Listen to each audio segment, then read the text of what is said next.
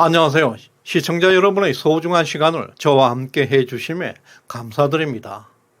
여러분의 끝없는 사랑과 많은 댓글들은 저에게 큰 힘이 되고 있습니다. 오늘은 7월 13일 목요일입니다. 지난 6년 김명수와 우리법연구회가 주도하는 대한민국 사법부에는 두 개의 헌법이 정해해 왔습니다. 좌파 무죄, 우파 유죄, 그리고 재판 거래, 수많은 재판 지연, 국가 정체성은 크게 훼손되었습니다.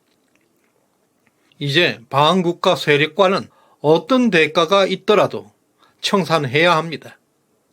강물처럼 도저히 흐르는 우리의 정의는 누구도 막을 수가 없습니다. 민주당 최기상 의원은 우리법연구회 출신의 판사였습니다. 그는 우리법연구회 회장 김명수 세력의 꼬봉으로 문재인과 김명수 체제를 연장하려는 시도를 계속하고 있습니다. 지난 5년 문재인 정부는 180석의 국회를 장악했고 김명수의 우리법연구회 출신들이 대법원 절반 이상을 차지하면서 사실상 상권 분립이 작동하지 않았습니다. 완전 독재 체제의 절대 권력을 갖게 되었습니다. 그 결과 공수처법, 검수완박법과 같은 절차를 무시하고 일방적으로 법안이 통과되었습니다. 이런 행동들은 국가 정체성을 무너뜨리고 그들만의 괴물 세상을 만들어 나갔습니다. 이제 정권이 바뀌자 그들의 태도가 돌변하고 있습니다. 최기상 의원은 대법원장을 자신들이 임명하겠다는 법안을 발의했고 대법원장에 적임자가 없다면 국민들이 피해를 볼 수 있다고 궤변을 늘어놓고 있습니다. 이 얼마나 반헌법적인 발상입니까? 정말 뻔뻔스럽습니다. 자신들이 임명하면 적임자가 되고 다른 세력이 임명하게 되면 국민에게 피해를 준다는 주장을 하고 있습니다. 최기상 의원이 제안한 법안에 따르면 대법원장과 헌법재판소장 후보 추천위원회를 신설하고 11명의 대법원장 추천위원회 중에서 7명을 지금의 대법원장 김명수가 추천하겠다고 합니다. 곧 퇴임하는 대법원장이 차기 대법원장을 결정해 두고 그만두겠다는 말입니다. 상상할 수 없는 궤변들입니다. 지난 5년 절대 권력에서 가만히 있다가 왜 이제 와서 윤석열 대통령의 헌법적 권한, 대법원장 임명권을 제한하려는 수작을 하고 있을까요? 최근 검찰은 김명수에 대한 기소를 결정했습니다. 김명수는 임기 중에 중대한 사건과 파렴치한 혐의를 많이 받고 있습니다. 사실상 김명수는 삼류 판사였습니다. 그에게 대법원장의 직책은 전혀 어울리지 않았습니다. 김명수가 대법원장이 된 데는 우리법연구회 회원들의 계획적인 전략이 있었습니다. 김명수의 임명은 사법부의 전통적 규율과 법원의 질서가 무시되었고 사법연수원 기수문화까지 13기나 파괴하면서 김명수가 임명되었습니다. 문재인 정부 출범과 동시에 우리법연구회 간사 김형년 인천지방판사는 판사를 그만두고 문재인 비서관으로 자리를 옮기기 위해서 사표를 제출했습니다. 그러나 법원 행정처에서 사표 수리가 지연되고 있는 사이에 그 당시 춘천지방법원장이었던 김명수는 법원 행정처에 압력을 가해서 청와대로 들어가는 데 역할을 하게 됩니다. 김영년 비서관이 청와대에 있으면서 김명수가 대법원장이 되는데 일조한 것으로 알려지고 있습니다. 김명수 대법원장을 비롯해서 우리법연구회 출신들이 대법원을 완벽하게 장악하게 됩니다.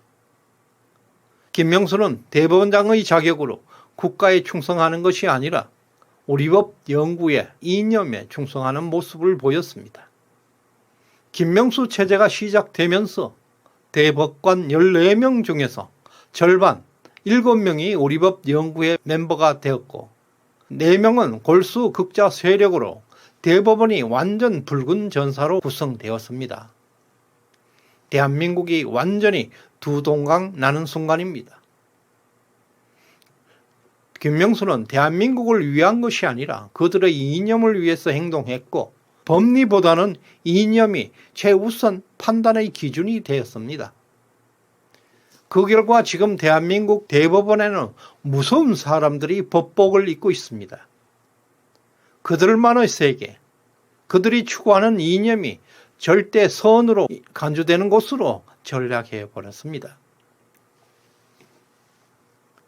첫 번째, 우리법 연구회 회장 출신 김명수 대법원장이 있습니다. 조국 사건과 울산시장 청와대 개입 사건을 김미리 판사에게 배치함으로써 조국 재판은 3년 2개월 만에 1심 판결이 나왔고 울산시장 선거 개입 사건은 아직도 1심이 계속되고 있습니다. 판사가 얼마나 사악해질 수 있는지 보여주는 재판들입니다. 김명수는 법원의 요직들에 자기 측근들을 배치해서 법원을 완전히 정치의 장으로 만들어버렸습니다. 재판 지연, 재판 거래는 물론 좌파 무죄, 우파 유죄 이러한 풍토가 만연하게 되었습니다. 김명수 법원은 바로 이념 조직이었습니다. 두 번째, 민변회장 출신 김선수 대법관이 있습니다. 김선수 대법관은 통진당 해산 당시 대표 변호사로 활동했습니다. 통진당은 대한민국의 국가 정체성을 부정하는 반국가 단체로 판명되면서 해산되었습니다. 노무현 정권 시절에는 문재인과 함께 민정수석실에서 함께 근무했습니다. 민변에서는 간첩 사건을 전담하는 변호인단이 있습니다. 간첩 석방에 최선을 다하는 조직이 있습니다. 이런 배경을 가진 사람에게 대한민국 대법원을 맡겨야 하겠습니까? 세 번째로 국보법 전과자 이흥구 대법관이 있습니다. 다른 범죄도 아니고 국가보안법을 위반한 사람이 대한민국 대법원에서 법복을 입고 있는 모습은 마치 북한에서 보낸 저승사자의 모습입니다. 과연 이들이 대한민국 정체성을 사수할 수 있는 대법관의 자격이 있는지 의심스럽습니다. 대한민국에는 정의롭고 유능한 판사들이 많이 있습니다. 왜 하필 이런 타자가 많은 사람들이 대한민국의 미래를 맡겨야 하는 것입니까? 수천 년 인류 역사 전체를 놓고 봐도 이런 사례는 찾아볼 수 없습니다. 그 밖에도 문재인 정권에서 임명된 오경미, 노정희, 노태악 등 이들이 내놓은 수많은 정치적 판결들로 인해서 대한민국의 정체성이 크게 파괴되었습니다. 국민들은 혼란과 불안으로 살아야 했습니다. 특히 최강욱, 윤미향, 조국, 이재명, 문재인 등의 사례를 통해서 우리는 대한민국의 국법이 어디에 있는지 알 수가 있습니다. 그들은 여전히 자신들은 무죄라고 주장하고 있습니다. 분명히 대한민국 국법에는 그들을 유죄라고 명시하고 있습니다. 이게 바로 대한민국 가치체계가 무너지고 있다는 것입니다. 국가 정체성이 붕괴되고 있다는 증거입니다. 윤석열 대통령이 말씀하신 대로 반국가 세력은 바로 이들입니다. 반국가 세력의 청사는 한 국가에서 두 개의 헌법을 인정할 수 없다는 윤 대통령의 선언입니다. 지금 대통령의 지지율이 급등하고 있는 이유는 어떤 대가를 치르더라도 이런 반국가 세력을 청산해달라는 간절한 국민들의 소망이 담겨 있습니다. 윤석열 대통령 임기 중에 대법관과 헌법재판소 재판관들은 모두 교체되게 됩니다. 지금도 강문은 도저히 망망대해를 향해서 달리고 있습니다. 중간중간에 바위를 만나고 산을 만나고 이리저리 굽이쳐 흘러갈지언정 대한민국의 물결은 누구도 바꿀 수 없이 달려갈 것입니다. 오늘 후원해 주신 프리마켓님 진심으로 감사드립니다. 시청해 주심에 감사드립니다.